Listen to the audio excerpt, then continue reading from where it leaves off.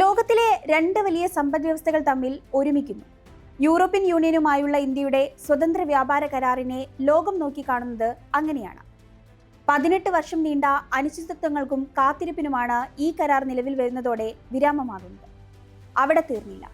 റഷ്യയിൽ നിന്നും എണ്ണ വാങ്ങിയെന്ന പേര് പറഞ്ഞ് ഇന്ത്യക്ക് മേൽ ഉപരോധം ഏർപ്പെടുത്തിയ അമേരിക്കൻ പ്രസിഡന്റ് ഡൊണാൾഡ് ട്രംപിന് വെച്ച ഒരു ചെക്ക് കൂടിയാണ് ഈ കരാർ. അമേരിക്കയെയും ചൈനയെയും ആശ്രയിക്കുന്നത് പരിമിതപ്പെടുത്താൻ ആഗ്രഹിക്കുന്ന യൂറോപ്യൻ യൂണിയനും അതേസമയം ഇന്ത്യക്കും വൻ നേട്ടങ്ങൾ ലഭിക്കുന്ന കരാർ കൂടിയാണ് ഇതെന്നാണ് വിലയിരുത്തൽ.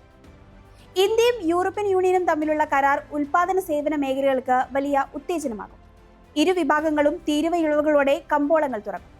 ഇന്ത്യ കയറ്റുമതി ചെയ്യുന്ന 90% ഉൽപ്പന്നങ്ങൾക്കും യൂറോപ്യൻ യൂണിയനിൽ നിന്ന് ഇറക്കുമതി ചെയ്യുന്ന 97.5% ഉൽപ്പന്നങ്ങൾക്കും തീരുവയിളവ് ലഭിക്കും.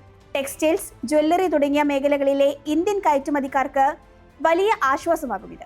ഇന്ത്യയിൽ നിക്ഷേപം നടത്താൻ ആഗ്രഹിക്കുന്നവർക്കും ബിസിനസ്സുകാർക്കും ആത്മവിശ്വാസം നൽകും. അടുത്ത 5 വർഷം കൊണ്ട് ഇന്ത്യയുടെ കയറ്റുമതിയിൽ 50% കുതിച്ചുചാട്ടം ഉണ്ടാകുമെന്നാണ് കണക്കുകൂട്ടൽ. സത്യത്തിൽ അന്താരാഷ്ട്ര വ്യാപാര ചതുരംഗത്തിൽ ഇന്ത്യ പുതിയ യുഗം തുടങ്ങുകയാണ്. സാമ്പത്തിക കരാർ എന്നതിനേക്കാൾ ഉപരി രാഷ്ട്രീയ തന്ത്രപരമായ നീക്കം കൂടിയാണ് യൂറോപ്യൻ യൂണിയനുമായുള്ള വ്യാപാര കരാർ. ഏകദേശം ഒരു ദശകത്തിന് ശേഷം കരാറിന്മേലുള്ള ചർച്ചകൾ വീണ്ടും സജീവമായത് വെറും സാമ്പത്തിക കാരണങ്ങൾ കൊണ്ട് മാത്രമല്ല, ആഗോള രാഷ്ട്രീയ സാഹചര്യങ്ങൾ കൊണ്ട് കൂടിയാണ്. US, ചൈന എന്നീ രാജ്യങ്ങളോടുള്ള അമിത സാമ്പത്തിക ആശ്രിതത്വം കുറയ്ക്കാൻ യൂറോപ്പ് ആഗ്രഹിച്ചിരുന്നുവെന്ന് പറഞ്ഞിരുന്നുവല്ലോ. ചൈനയെ ചുറ്റിയുള്ള ആഗോള പുനഃക്രമീകരണവും വ്യാപാര ബന്ധവുമെല്ലാം യൂറോപ്യൻ യൂണിയന് തലവേദനയായി മാറിയ സാഹചര്യത്തിലാണ് ഒരു ബദൽ അവർ തേടുന്നത്. അങ്ങനെ കണ്ടെത്തിയ ബദലാണ് ഇന്ത്യ. അതിന് നിരവധി കാരണങ്ങളുണ്ട്. ഇന്ന് ലോകത്തിലെ ഏറ്റവും വേഗത്തിൽ വളരുന്ന വലിയ സമ്പദ്വ്യവസ്ഥയുള്ള രാജ്യം. ഭീമമായ ജനസംഖ്യയുണ്ട്. ജനസംഖ്യ ചുരുങ്ങാൻ തുടങ്ങുന്ന യൂറോപ്പിന് ഇന്ത്യയുടെ വിപണി ആകർഷകമാണ്. കഴിഞ്ഞില്ല. Indo Pacific region, rules related international order, സമുദ്ര സുരക്ഷ, വ്യാപാര വഴികൾ എന്നിവയിലെല്ലാം കൗണ്ടർ ബാലൻസ് പവറാണ് ഇന്ത്യ. ഇതിൽ തന്നെ ഇന്തോ പസഫിക് റീജിയനിൽ ഇന്ത്യയുടെ പ്രാധാന്യം യൂറോപ്യൻ യൂണിയനും വലിയ നേട്ടമാകും. വ്യാപാരത്തിനും സ്വാധീനത്തിനും പുറമെ മൂല്യങ്ങൾ കൂടി യൂറോപ്യൻ യൂണിയന് പ്രധാനമാണ്. ജനാധിപത്യം, തൊഴിലാളി അവകാശങ്ങൾ, പരിസ്ഥിതി സംരക്ഷണം എന്നിവയെല്ലാം കൊണ്ട് ഇന്ത്യ മികച്ചൊരു ഓപ്ഷൻ തന്നെയാണ്. കരാറിന്റെ ഭാഗമായി തൊഴിൽ, പരിസ്ഥിതി വ്യവസ്ഥകൾ ഉൾപ്പെടുത്താൻ EU നിർബന്ധിക്കുന്നതും ഈ രാഷ്ട്രീയ അജണ്ട പ്രകാരമാണ്. അപ്പോൾ നേട്ടം യൂറോപ്യൻ യൂണിയന് മാത്രമാണോ? അല്ല. യൂറോപ്യൻ യൂണിയൻ പോലുള്ള വികസിത രാജ്യങ്ങളുടെ കൂട്ടായ്മ ഇന്ത്യയെ തുല്യ പങ്കാളികളായി കാണുന്നതിലൂടെ ഗ്ലോബൽ സൗത്തിൽ ഇന്ത്യക്ക് വലിയ പ്രാധാന്യം കിട്ടും. ഇതോടെ ചൈന കേന്ദ്രീകൃത ലോകം എന്നതിൽ നിന്ന് മാറി മൾട്ടി പോളാർ പൊസിഷനിങ്ങിലേക്ക് കാര്യങ്ങളെത്തും. US-ഉമായി തന്ത്രപരമായ പങ്കാളിത്തം, റഷ്യയുമായി ഊർജ്ജ പ്രതിരോധ ബന്ധങ്ങൾ, ഇപ്പോഴിതാ യൂറോപ്യൻ യൂണിയനുമായി വ്യാപാര കരാർ. അങ്ങനെ അലൈൻമെന്റ് വിത്തൗട്ട് അലയൻസ് അഥവാ സഖ്യമില്ലാതെ ഐക്യം എന്ന രീതിയിൽ ആഗോള രാഷ്ട്രീയ ഭൂപടത്തിൽ സ്വന്തമായൊരു ഇടം ഉണ്ടാക്കുകയാണ് ഇന്ത്യ. റഷ്യൻ എണ്ണ വാങ്ങുന്നതിന്റെ പേരിൽ പിഴത്തീരുവ ചുമത്തുമെന്ന ഭീഷണികൾ. പല ഇന്ത്യൻ ഉൽപ്പന്നങ്ങൾക്കും 50% വരെ ഇറക്കുമതി തീരുവ ഏർപ്പെടുത്തി. അങ്ങനെ ഇന്ത്യയെ പ്രതിസന്ധിയിലാക്കാൻ നോക്കിയ ട്രംപിന് വലിയ തിരിച്ചടിയാണ് പുതിയ വ്യാപാര കരാർ. സമ്മർദ്ദങ്ങൾക്കിടയിലും ഇന്ത്യയുടെ തന്ത്രപരമായ സ്വയംഭരണാധികാരം ഉയർത്തിപ്പിടിക്കുന്ന നീക്കമെന്ന് തന്നെ ഇതിനെ വിശേഷിപ്പിക്കാം. വാഷിംഗ്ടണും ന്യൂഡൽഹിയും തമ്മിലുള്ള വ്യാപാര ബന്ധത്തിൽ വിള്ളലുകൾ വീഴുമ്പോൾ ബ്രസൽസ് ഇന്ത്യയുടെ പങ്കാളികളായി മാറുകയാണ്. യൂറോപ്പും US-ഉം തമ്മിലുള്ള അകലവും കൂടിക്കൊണ്ടിരിക്കുകയാണ്. യൂറോപ്യൻ യൂണിയനെ വിട്ട് റഷ്യയുമായി ട്രംപ് ചങ്ങാത്തത്തിന് പോയത് അവരെ ചൊടിപ്പിച്ചിട്ടുണ്ട്. യുക്രൈന് ശേഷം തങ്ങൾക്ക് നേരിയും ട്രംപ് തിരിയുമോ എന്ന ഭയവും യൂറോപ്യൻ രാജ്യങ്ങൾക്കുണ്ട്. ഈ സാഹചര്യത്തിൽ ട്രംപിനുള്ള യൂറോപ്യൻ യൂണിയന്റെ മറുപടി കൂടിയാണ് ഈ കരാർ. വ്യാപാരത്തിനപ്പുറം പ്രതിരോധം, സുരക്ഷ, തൊഴിലാളികളുടെ കുടിയേറ്റം തുടങ്ങിയ മേഖലകളിൽ ഈ കരാർ വിപുലമായ മാറ്റങ്ങളാണ് ലക്ഷ്യമിടുന്നത്.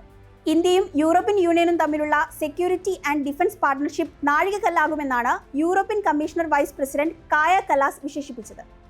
ഉഭയകക്ഷി തലത്തിൽ പ്രതിരോധ സഹകരണം വികസിപ്പിക്കാനാണ് ലക്ഷ്യമിടുന്നത്. യൂറോപ്യൻ യൂണിയന്റെ 150 ബില്യൺ യൂറോയുടെ സാമ്പത്തിക സ്രോതസ്സായ സേഫ് പദ്ധതിയിൽ പങ്കെടുക്കാൻ രാജ്യത്തെ കമ്പനികൾക്ക് ഇതിലൂടെ അവസരം ലഭിക്കും. അംഗരാജ്യങ്ങളുടെ പ്രതിരോധ സന്നദ്ധത വർദ്ധിപ്പിക്കാനാണ് ഈ ഫണ്ട് വിനിയോഗിക്കുന്നത്. കരാർ യാഥാർത്ഥ്യമാകുന്നതോടെ ഉണ്ടാകുന്ന മറ്റ് പ്രധാനപ്പെട്ട നേട്ടങ്ങൾ കൂടി ഒന്ന് നോക്കാം. 1. ഇന്ത്യയിലെ തൊഴിലാളികൾക്ക് യൂറോപ്പിലേക്കുള്ള കുടിയേറ്റം ഇനി സുഗമമാകും. യൂറോപ്യൻ യൂണിയൻ അംഗരാജ്യങ്ങളിലേക്ക് തൊഴിലിനായി പോകുന്നതിനുള്ള നടപടിക്രമങ്ങൾ ഇതുവഴി ലളിതമാകും. ഫ്രാൻസ്, ജർമ്മനി, ഇറ്റലി തുടങ്ങിയ രാജ്യങ്ങളുമായി നിലവിൽ കുടിയേറ്റ മൊബിലിറ്റി പങ്കാളിത്തമുണ്ട്. പുതിയ കരാർ ഇതിനെ കൂടുതൽ വിപുലമാക്കും. 2. ഓട്ടോമൊബൈൽ മേഖലയിൽ കരാർ വിപ്ലവകരമായ മാറ്റം കൊണ്ടുവരും. വാഹനങ്ങളുടെ കാര്യത്തിൽ ക്വാട്ട അടിസ്ഥാനത്തിലുള്ള പരസ്പര ആനുകൂല്യങ്ങളും ഘടകഭാഗങ്ങളുടെ തിരുവിയിൽ ഘട്ടം ഘട്ടമായുള്ള കുറവുമാണ് കരാറിന്റെ സവിശേഷത. യൂറോപ്യൻ സാങ്കേതിക വിദ്യയുടെ കൈമാറ്റവും ഇലക്ട്രിക് വാഹന രംഗത്തെ സംയുക്ത സംരംഭങ്ങളും ഭാരതത്തെ ആഗോള എക്സ്പോർട്ട് ഹബ്ബാക്കി മാറ്റും. 2030 വാഹന ഘടക ഭാഗങ്ങളുടെ കയറ്റുമതി $60 ബില്യൺ മൊത്തം വാഹന ഉൽപ്പാദനത്തിന്റെ 25% കയറ്റുമതിയായും വർദ്ധിപ്പിക്കുകയെന്ന ഇന്ത്യയുടെ ലക്ഷ്യത്തിന് കരാർ കരുത്തുപകരും. മാരുതി സുസുക്കി ഇതിനകം തന്നെ ഈ വിറ്റാര യൂറോപ്പിലേക്ക് വൻതോതിൽ കയറ്റി അയച്ചു തുടങ്ങിയത് ഈ മാറ്റത്തിന്റെ ലക്ഷണമാണ്. 3. GSP ആനുകൂല്യങ്ങൾ 2023 നിർത്തലാക്കിയ ജനറലൈസ്ഡ് സിസ്റ്റം ഓഫ് പ്രിഫറൻസസ് പുനഃസ്ഥാപിക്കപ്പെടും. ഇത് ഇന്ത്യൻ ഉൽപ്പന്നങ്ങൾക്ക് യൂറോപ്യൻ വിപണിയിൽ മത്സരക്ഷമത നൽകും. ഇന്ത്യൻ കയറ്റുമതി വസ്ത്രങ്ങൾ, ഫാർമസ്യൂട്ടിക്കൽ, സ്റ്റീൽ, പെട്രോളിയം ഉൽപ്പന്നങ്ങൾ, മെഷീനറി എന്നിവയുടെ താരിഫ് കുറയും. യൂറോപ്യൻ ഉൽപ്പന്നങ്ങൾ, കാറുകൾ, വൈൻ, സ്പിരിറ്റ് എന്നിവയുടെ ഇറക്കുമതി തീരുവ ഘട്ടം ഘട്ടമായി കുറയാൻ സാധ്യതയുണ്ട്. 4. വ്യാപാര കരാർ പ്രഖ്യാപനം പുറത്തു വന്നതോടെ കയറ്റുമതി കേന്ദ്രീകൃതമായ വ്യവസായ മേഖലകളിൽ ഉണർവ് പ്രകടമായിട്ടുണ്ട്. ടെക്സ്റ്റൈൽ, ചെമ്മീൻ കയറ്റുമതി മേഖലകളിലെ ഓഹരികൾ 12% വരെ നേട്ടമുണ്ടാക്കി. യൂറോപ്യൻ വിപണിയിലേക്കുള്ള ഇറക്കുമതി തീരുവകൾ കുറയുന്നത് കമ്പനികളുടെ ലാഭക്ഷമത വർദ്ധിപ്പിക്കുമെന്ന തിരിച്ചറിവാണ് വിപണിയിൽ പ്രകടമായത്. സ്വതന്ത്ര വ്യാപാര കരാർ യാഥാർത്ഥ്യമാകുമ്പോൾ കേരളത്തിനും ഏറെ നേട്ടങ്ങളുണ്ടാകും. കഴിഞ്ഞ സാമ്പത്തിക വർഷം ഇന്ത്യയുടെ ഉൽപ്പന്ന കയറ്റുമതി 42,343 കോടി രൂപയുടേതാണെന്നാണ് കണക്ക്. ഇതിന്റെ ഏതാണ്ട് 18% യൂറോപ്യൻ യൂണിയനിലേക്കായിരുന്നു. കരാർ പ്രകാരം ഇന്ത്യയിൽ നിന്നുള്ള 90% ഉൽപ്പന്നങ്ങളും തീരുവരഹിതമാകും. 10 വർഷത്തിനുള്ളിൽ 99% ഉൽപ്പന്നങ്ങൾക്കും തീരുവ വേണ്ട എന്ന സാഹചര്യമുണ്ടാകും. ചെമ്മീൻ ഉൾപ്പെടെയുള്ള സമുദ്രോൽപ്പന്നങ്ങൾക്ക് നിലവിൽ 4 മുതൽ 26% വരെ തീരുവയാണ് യൂറോപ്യൻ യൂണിയൻ ഈടാക്കുന്നത്. അത് ഏതാണ്ട് പൂർണ്ണമായി ഇല്ലാതാകും. ഇതോടെ വിയറ്റ്നാം, തായ്ലാന്റ് എന്നീ രാജ്യങ്ങളിൽ നിന്നുള്ള മത്സരം നേരിട്ട് മികച്ച വിലയ്ക്ക് ചെമ്മീനും കണവയുമൊക്കെ യൂറോപ്പിലേക്കാൻ കഴിയും. ഈ രംഗത്ത് മൂല്യവർദ്ധിത ഉൽപ്പന്നങ്ങൾ കൂടുതലായി ഉൽപ്പാദിപ്പിച്ച് കയറ്റുമതി ചെയ്യാൻ കരാർ വഴിവെക്കും. റെഡി ടു ഈറ്റ് വിഭവങ്ങൾക്ക് യൂറോപ്പിൽ വലിയ വിപണിയുണ്ട്. തേയില, കാപ്പി, കുരുമുളക്, ഏലം തുടങ്ങിയ കാർഷിക വിളകൾക്ക് താരിഫ് പൂർണ്ണമായും ഒഴിവാകും. ഇതോടെ ഇവയുടെ കയറ്റുമതി കൂടും. ജിയോഗ്രഫിക്കൽ ഇൻഡിക്കേഷൻ ഉള്ള വയനാടൻ റോബസ്റ്റ, കാപ്പി പോലുള്ള ഉൽപ്പന്നങ്ങൾക്ക് കരാർ സംരക്ഷണം നൽകുന്നുണ്ട്. ഇത്തരം ഉൽപ്പന്നങ്ങളുടെ വ്യാജന്മാരെ തുരത്താൻ അത് സഹായിക്കും. കേരളത്തിന്റെ തനതായ കാർഷികോൽപ്പന്നങ്ങൾക്ക് കൂടുതൽ വില ലഭിക്കാനും അത് ഉപകരിക്കും. പരമ്പരാഗത ആയുർവേദ ഉൽപ്പന്നങ്ങളും കരാറിന്റെ ഭാഗമായിട്ടുണ്ട്. ഇതോടെ ആയുർവേദ ഉൽപ്പന്നങ്ങൾക്ക് തീരുവയില്ലാതെ യൂറോപ്പിലേക്ക് കയറ്റുമതി സാധ്യമാവുകയാണ്. കേരളത്തിൽ നിന്നുള്ള ആയുർവേദ ചികിത്സാ കേന്ദ്രങ്ങൾക്കും യൂറോപ്പിൽ അനുമതി എളുപ്പമാകും.